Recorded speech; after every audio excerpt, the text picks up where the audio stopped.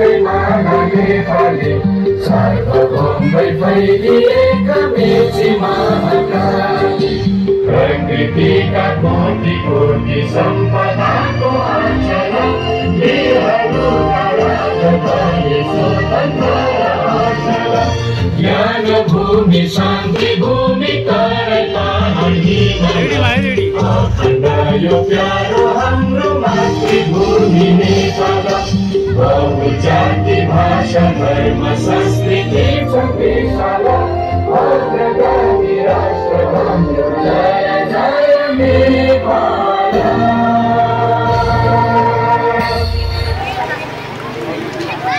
धन्यवाद आदरणीय महानुभावहरू। हामी भैलेनी आइन आँगन साँझ भाग 17 मा छौँ। यसै क्रममा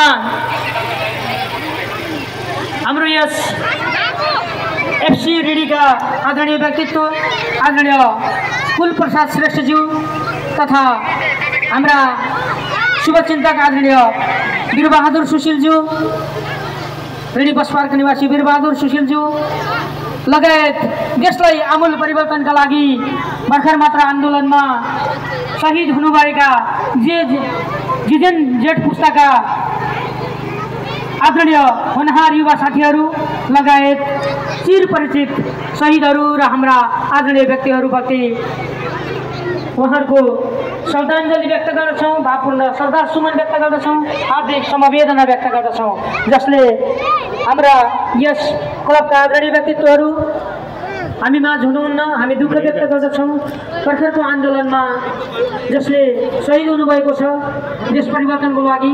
हामी उहाँहरूप्रति शब्द भावपूर्ण शब्द समवेदना प्रकट गर्दै आजको कार्यक्रमलाई अगाडि बढाउन चाहन्छौँ। म कार्यक्रममा सम्पूर्ण अतिथिगणहरूलाई स्वागत गरिदिनु हुनुको लागि म एफसी क्लबका आदरणीय व्यक्तित्व आदरणीय सुभाष कक्षप्रतिज्यूलाई म स्वागत मन्तव्यको लागि हार्दिक अनुरोध गर्दछु। आदरणीय सुभाष कक्षप्रतिज्यू।